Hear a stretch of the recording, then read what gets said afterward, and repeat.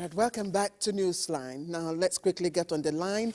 And Nigeria's 64th independence anniversary has just passed. And while the government opted for a very modest celebration, we here on Newsline didn't let the heroic efforts of our Nigerian armed forces go unnoticed. The Presidential Guards Brigade delivered a stunning change of guards parade, elevating the event to new heights. Now, this impressive display was even made more significant by the presence of President and Commander-in-Chief of the Armed Forces, President Bola Tinubu. State House correspondent Musa Dan Wahab captured highlights of this remarkable celebration for Newsline.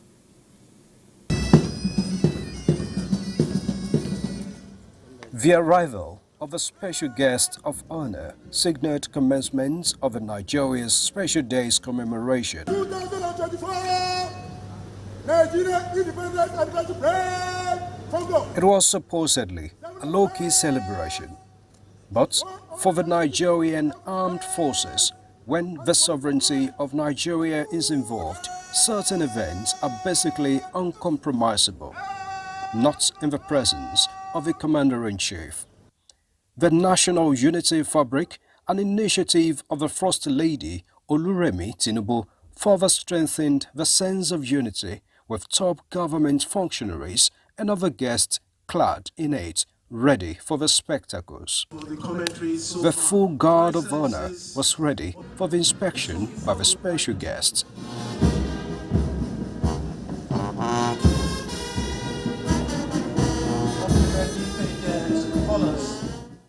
On this day, a new presidential security guard would relieve the old one, a breath of freshness, equally demonstrating reliability and readiness of the troops, reminiscent of the 1960s change from the old British colonial guard to the new Nigerian Armed Forces Guard.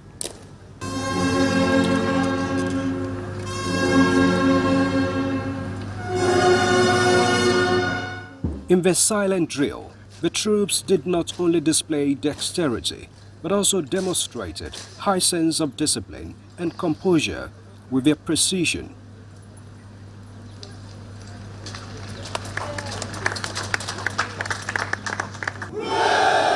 Koroso dancers of northwest Nigeria, combined men and women, lift the national treasure, lift.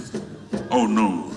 The cultural troupe and mass band took the celebration a step further with a reminder on the necessity of unity for Nigeria's progress and development. The 6 geopolitical regions have sent their representatives to lift the treasure, lift,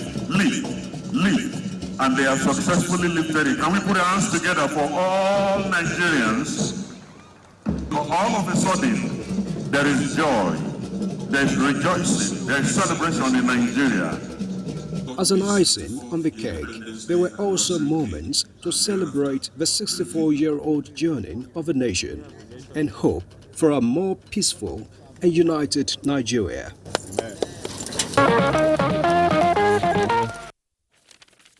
Certainly, united we stand, but divided, you know what happens. And we are all Nigerians, but there are some who may claim an even deeper connection to the nation's history. And while that may be debated, their claim is rooted in a very unique reality. Now, at the struck of midnight on October 1st, 1960, as Nigeria breathed its first air of freedom from colonial, of course, rule, the cries of newborns echoed in labor rooms across Nigeria, symbolizing both new life and great promise. In this special report, Olajide Bello turns Newsline camera on two such remarkable Nigerians who share their birthday with our country. But beyond this unique connection, Jide also captures their trials, transitions, and triumph that reflect the very spirit of our nation itself. We celebrate not only Nigeria's Independence Day on 1st October 1960, but also independent babies.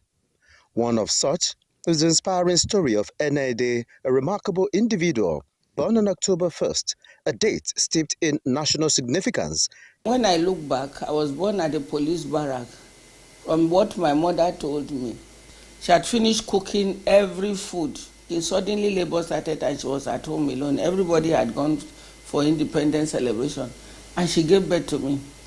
When she did every preparation, many of the women of the old were very strong women. She did arrange herself, cut the umbilical cord, packaged me and called people, and celebration started.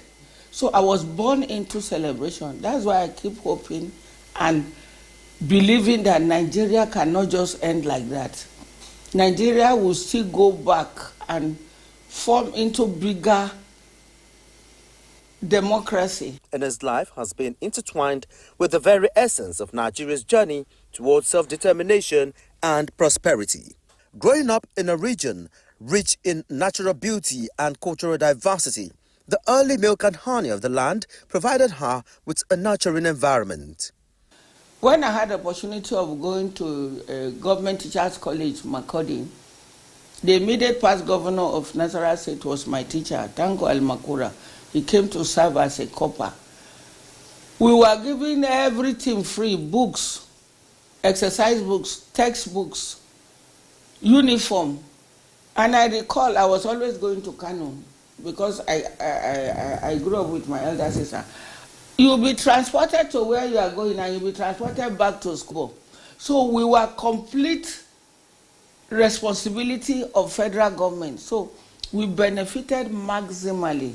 The backdrop fostered her dreams and ambitions, allowing her to thrive in both her personal and professional endeavors. And for Godwin Ike, a land and quantity surveyor, but with 20 years publication in the aviation sector, he throws more light into the post-civilian war era in Nigeria. 1981 was the year I bought my very first car, which was a brand new Volkswagen Beetle, for 2,850 naira. By the time I did licensing and insurance, it came to 3,150 naira on the road, brand new. There was no Tokimbo in Nigeria at the time. All right? And how much did I use to fill my empty tank in the Beetle? 10 naira. As the airspace, people. My immediate elder brother was one of the engineers there. He was wedding, in Florida, USA. And of course, insisted that my mom and I must attend. As a matter of fact, what we paid for the ticket to the US, less than 1,000 naira. Naira had degenerated to 60 kobo a dollar. Remember, it used to be 35 kobo. Having both experienced the blessings of their country, they have always felt a deep connection to Nigeria's potentials as they reflect on the rich agricultural lands of Benue, often referred to as the food basket of the nation. Patriotism, dignity of labor, so we must add value. As soon as we learn to behave well as a people, from top to the lowest, this country will be milk and honey. We have everything here.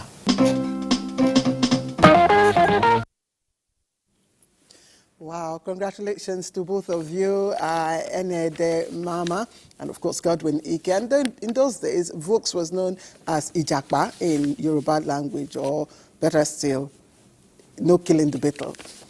All right, let's move on to another city, New York City, famously known as the Big Apple. This is a place where mysteries and beauty of the world, where people gather to advocate for a better society.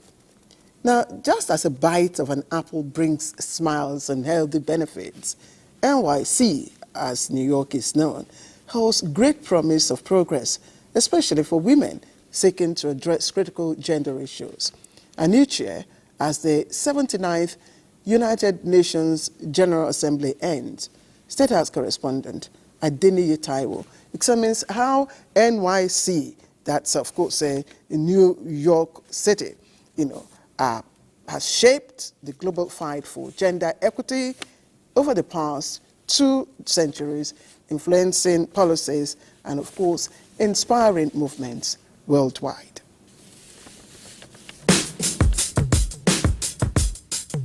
New York, the biggest city by population in the United States, with a landmass of 469 square miles, is home to many landmarks. Plenary meeting of the General Assembly is called to order. The yearly convergence of world leaders on one of such landmarks in New York, the United Nations headquarters for its General Assembly, speaks to the historical significance of the city to human development, women participation and gender equity in particular. Even where there are no monuments mounted in honor of their valor and contributions, records are replete with accounts of the effort of some women to scale up women participation and rights. In 1848, Stanton organized a women's rights convention in Seneca Falls, New York. It was in this city that the first Women's Rights Convention, otherwise known as the Seneca Falls Convention, was held between July 19 and 20, 1848. About 300 women, led by Amazons like Elizabeth Cady Stanton and Lucretia Mott, attended the convention. The Declaration of Sentiments, signed by the convention, sparked decades of activism, which eventually led to the passage of the 19th Amendment in 1920, granting women the right to vote. Although the issues are somewhat varied and different now, their overriding interest is similar.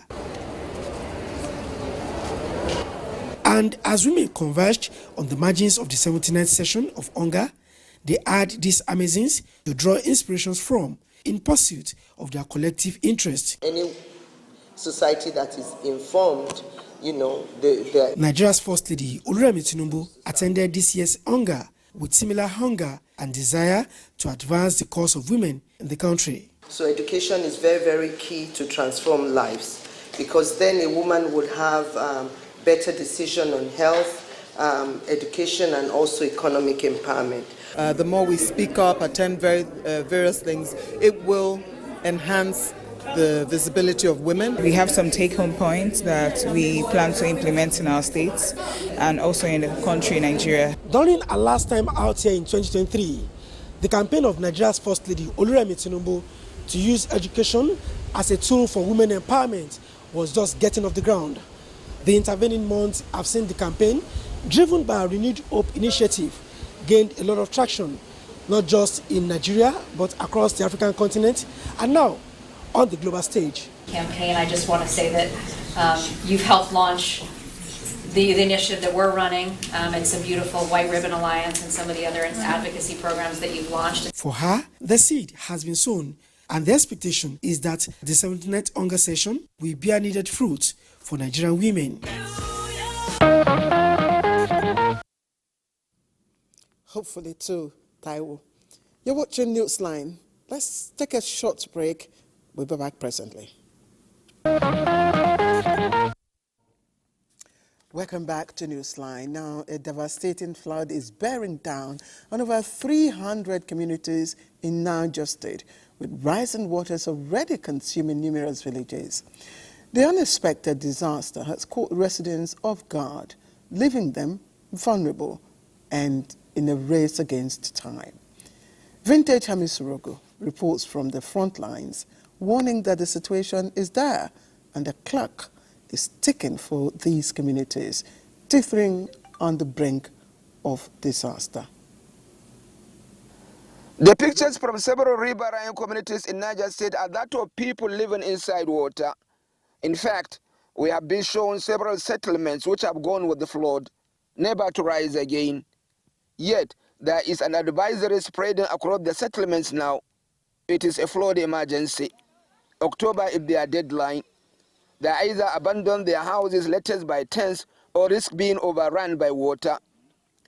Niger State is a perennial flood platform. It had the highest count of rivers in the country. Rivers Niger, Kaduna, Shiroro, and rivers Ngeru. Within these rivers are four major dams, Jebba, Kanji, which are on the channel of river Niger, and Shiroro and Ngeru dams, which are under the channel of river Kaduna.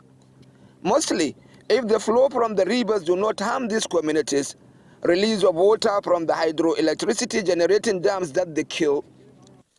Our first 2 hours of communities of Mokwa local government area, 75% of the local government area is water. It is also on a low ground. So discharges from the rivers and the dams affected the most. Talking to the president of Riverine community of Moka local government area, they said their problem is so huge that the only thing that can solve their problem is that resettlement. And also, government can also complement it by dredging the River Niger and the River Lafun so that navigation can even be better and maybe the volume of water can be deeper and then maybe it will mitigate against constant overflowing. We came into contact with the community called Jufu. Half of the Jufu land has gone with the water. The water from River Niger and Kaduna is also threatening what remains of their land. Several of their people have gone away. Many are in IDP camp in the only primary school belonging to the community. The flood made sure their children have no school. You cannot move around Jufu except by boat. People access their rooms by walking on water. Even inside the room, the bed is on top of water. Malam Mahmoud, who showed us his bed on top of water, said they lost their crops to the water and it does not even allow them to fish. The people of Jufu and in fact all the riverine communities use the water for drinking and they do other their domestic chores with it. They answer the call of nature in water and bury their dead likewise. The people have to vacate the high ground they even patch on now. The October flood may not spare their habitation. We are moving to another community. From Jijipu, we are going to, what other community do you say? Gokifu. Now, Gokifu too, we are using a smaller canoe to go to Gokifu. Gokifu too is a land in water. Most of these people are literally sandwiched by rivers and are living a charmed life. They are a capsule of what several of these riverine communities live with. River Niger and River Kaduna has taken a toll from our people. We have lost over, not 3,000 communities to flood. And on the bank of Niger, some communities have been submerged completely. The hyperdeck is trying their best, and NEMA has tried their best, but we want more attention, want more support. One last thing, and the world seems concerned by the plight of these communities, you will find in them a strong sense of indifference.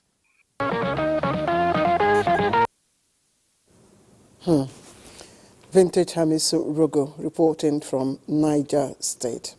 Thank you.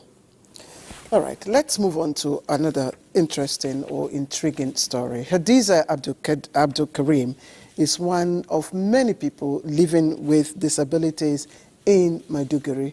Now, as she wades through murky flood waters, her struggle is amplified by the limitations of her mobility, making an already dire situation even more challenging. And as floods ravaged Maiduguri, Hadiza and others like her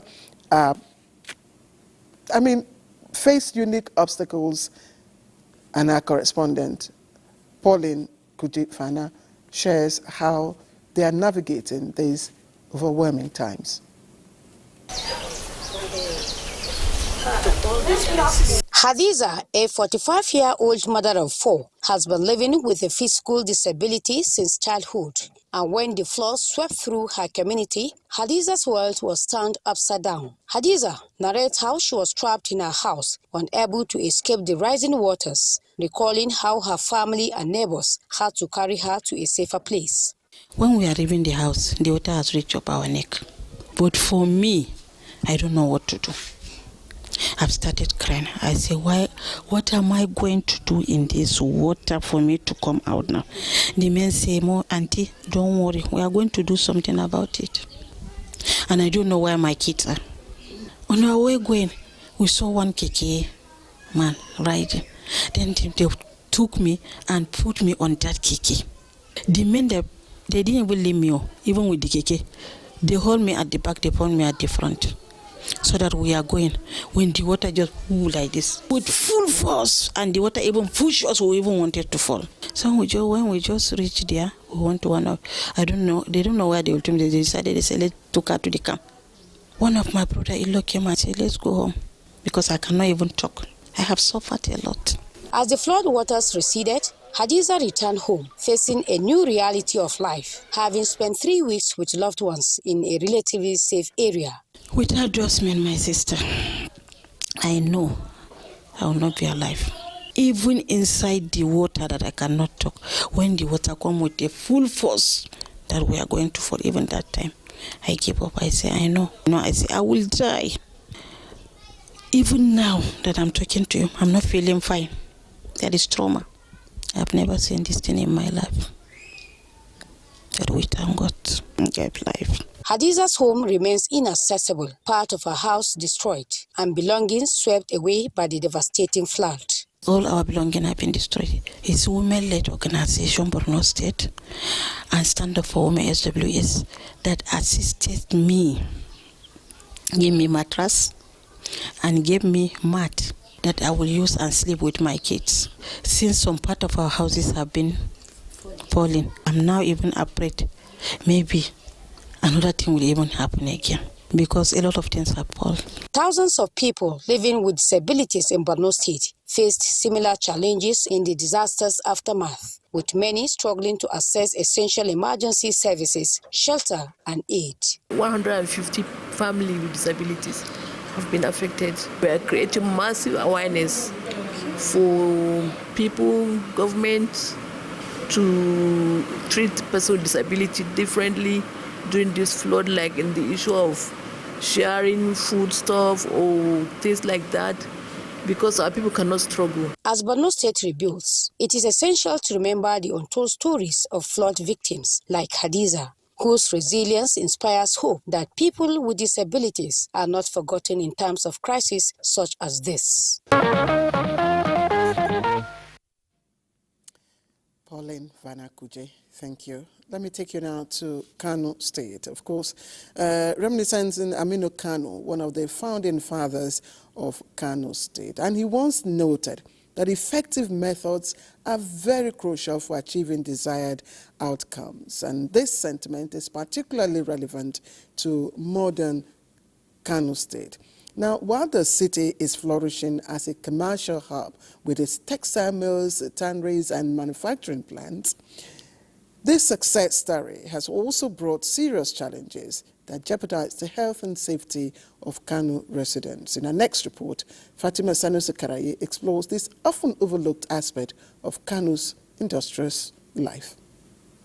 Wastewater mismanagement has turned into an invisible enemy, slowly poisoning the lives and future of Kano State's residents.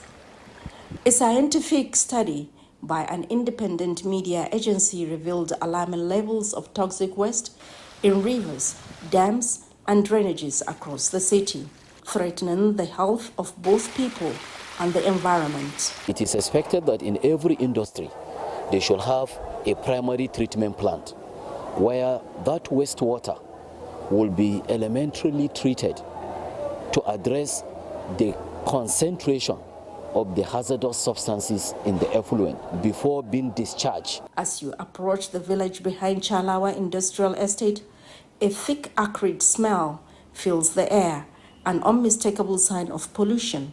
And not far from the factories, streams of black contaminated water trickled into open puddles where animals unknowingly drink from these toxic pools. In the small village of Samawa, which lies just behind the industrial estate, children like 9-year-old Haju blissfully play in the field, unaware of the invisible threat surrounding them.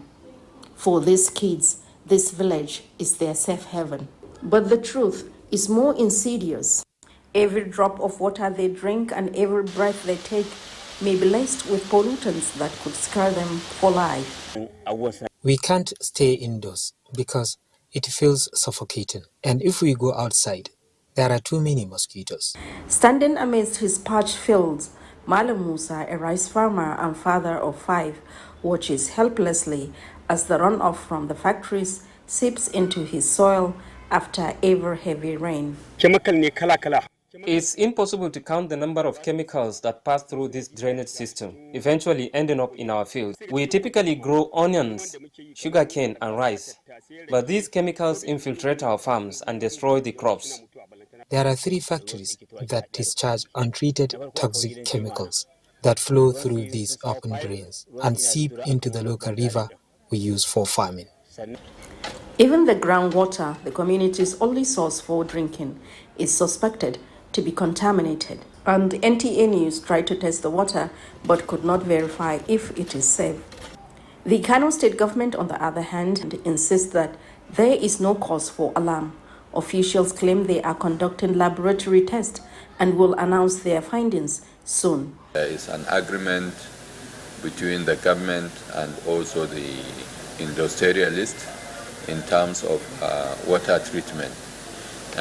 Most of them have not been able to comply in terms of providing primary water treatment. But time is running out for Zamawa and families like Malam Musa's. While industrial development is vital, so is the safety of children like Haju. If action is not taken now, these toxic streams will carry more than just chemicals. They will carry away the future of this entire community.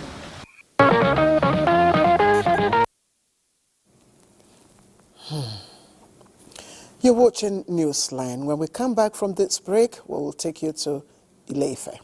Don't go away. Let's take you straight to Ile-Ife. And for 3 memorable days, lovers of African culture and tradition have got strung to the ancient city for the annual Olojo Festival. Now, revered as the cradle of Yoruba civilization and, of course, birthplace of humanity, Ile-Ife is home to Durisha, the deities of Yoruba spirituality.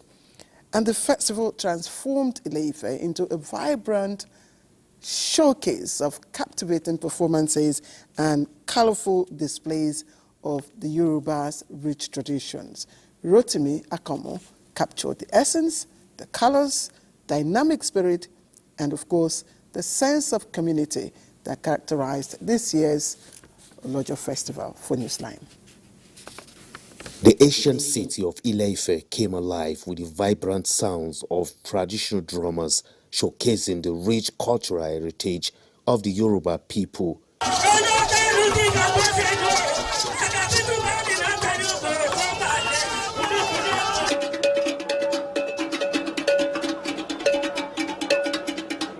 The Olojo Festival, a significant event in the Yoruba calendar, drew people from far and wide, both at home and in diaspora. Traditional rulers in Ile-Ife emphasized the importance of Olojo Festival, highlighting its role in preserving Yoruba cultural values. We are celebrating the Olojo Festival to appreciate God, to use the year of the festival to request for more things in Nigeria, for we to have more peace, for we to have more forward ever, backward never into Nigeria. Olojo means the day God have created the world and make Ile-Ife to be the source of mankind. The festival was a kaleidoscope of colors, with participants adorning themselves in elaborate traditional attire, proudly displaying their heritage. At the heart of the festival was the revered Oni of Ife, Oba Adeyeye Ogunwusi, who led a procession of sons and daughters of the Yoruba race to the Okemogun shrine for prayers, a symbol of unity and spiritual connection.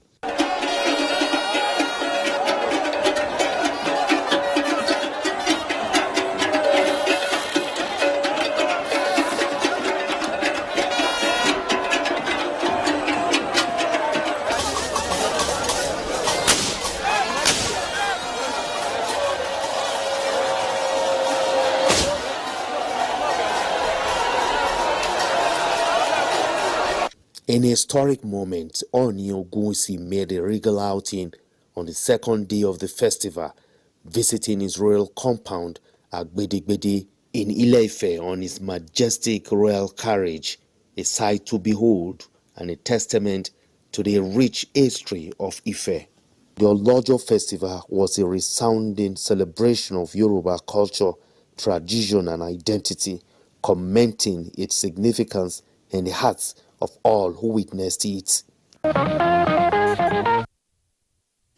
course, Rotimi, I compiled that intriguing and captivating occasion for Newsline. Now, at 89, Engineer Vincent Maduka, the first Director General of the NTA, embodies the enduring spirit of our broadcasting pioneers. Now, as he celebrates this milestone, he reminds us that the labor of our heroes past shall not be in vain. And his message, of course, is very clear. Broadcast stations must embrace digital transformation, maintain professionalism, and adopt new technologies to remain relevant and drive national development. Our correspondent, Amaka Owo, has the details of his inspiring 89th birthday celebration in Lagos. It is often said, never underestimate the power of leadership in any aspect of human endeavor. For a leader is set to transform vision to reality, showing humility, clarity, and courage to his subjects. These words capture the style of leadership and attributes of the first Director General of the Nigerian Television Authority, Engineer Vincent Maduka, who just attained the last age on the octogenarian ladder. It will be interesting to know the secret to his longevity. Your life has to be dynamic. Something must be happening, changing, challenges, some of which you overcome, some of which you don't quite make, and so on and so forth, and which you keep to the next day or the next month or whatever. So the thing to do is, how do you grapple with issues as they arise with a view to getting it right? For a man who retired at age 81, he remains impactful, consistent and passionate through evaluation of television programs across TV stations.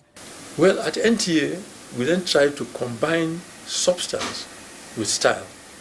And happily when we started, our newscasters had got the NBC training.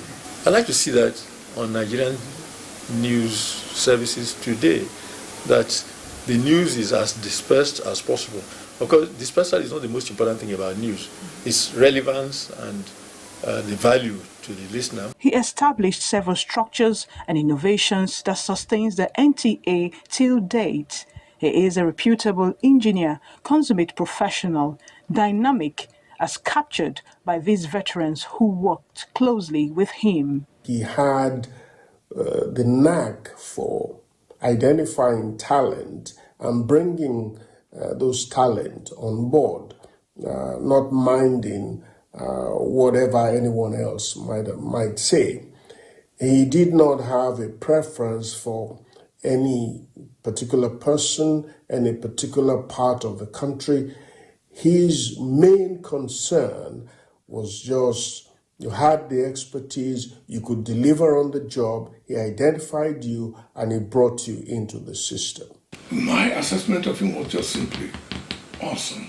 He's proved himself an expert, versatile, and totally well-informed about every aspect of broadcasting. During his time, came up with the idea that NTA survival as a great institution cannot be based on what they call perishable programs. You have to be uniquely well-funded, well-produced, great content that can stand the test of time. Engineer Maduka was a transformational leader. He intellectualized television journalism in Nigeria. He set out to make NTA a knowledge-driven institution. And as far as he was concerned, all of us must be specialists and must be experts in areas in which we've been assigned. An experience I had with him in the early 80s as a trade unionist then reminds me very much of what he said about journalism.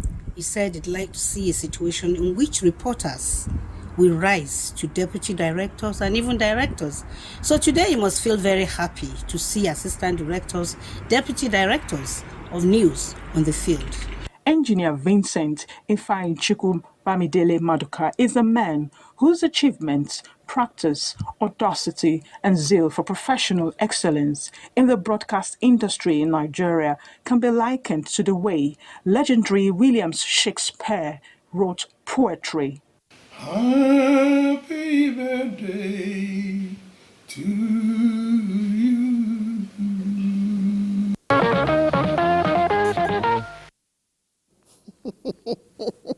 I didn't know this other side of our bosses anyway. Engineer Vincent Bamidele Fanchukumadoka, congratulations, sir.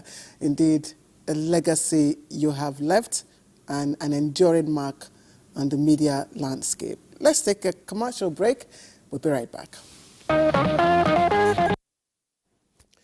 Now, your body is your greatest asset, and civil servants in Abuja are embracing this. And of course, participants pushed through stretches and calorie-burning routines to stay fit and sharp. And that's at the September edition of the monthly Keep Fit exercise organized by the Federation of Public Service Games, and that happened at the Moshood Abiola National Stadium. Let's join Francis Kabile for the rest of the hustle, sweat, and fun. Exercises, experts say, can help reduce non-communicable diseases. No wonder it is a monthly recommendation for public servants, as put together by the Office of the Head of Service, aimed at helping the workers to remain fit to carry out their duties. Over time, workers drawn from various federal ministries, departments and agencies have converged on the Moshood Abiola National Stadium to engage in the Federation of Public Service Games FEBSGA monthly fitness exercise. They come in their numbers, dressed to match with different colorful tracksuits to outclass, outshine other MDAs, but with the major goal to boost efficiency and productivity of workers. This month's exercise witnessed another influx of civil servants who have embraced the monthly meet to stay healthy and enhance their productivity.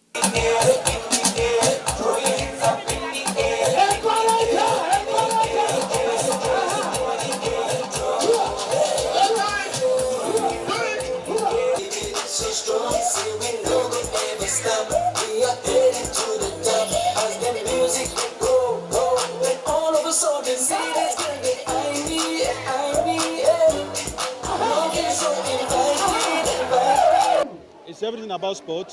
What they are doing is about youth. See, they are looking younger, even at their old age. So it's fitness. It's for everybody, not even for civil service alone. The game is important in that besides sitting down and working as civil servants, you need to exercise your body, which is good for your health and for your productivity. Myself and the head of service are discussing to make sure the civil servants participate and, in top spirit. We know that in Nigeria, sport is one of the strongest uniting factors we have. And sport goes into making us better civil servants, to be able to deliver on the mandate of the renewal agenda that we have been given. Sport also makes us mentally fit. Organizers say this month's exercise comes with its uniqueness, as it marks the final preparations for the FEBSGA Games, slated to hold from the 17th to 27th of November this year, with the Minister of State for Youth Development expected to be in attendance. To also use this opportunity once again to thank the Executive Governor of Rivers State, Sim Fobra, for giving us the opportunity to hold this game once again in Rivers State, and we are promising that it's going to be an exciting and wonderful one. As usual, the NTA family made representation, as staff were encouraged to always make time to exercise. Exercise is very beneficial to the body because it can help to improve mental health. At the end, awards were presented to the top 3 MDAs in the aspect of attendance, punctuality, kits, and behavior. All right, we will welcome your comments and thoughts on our social media handles. And until next week, by God's grace, I am Claire Adilabu Abdurrasak. Good night, everyone.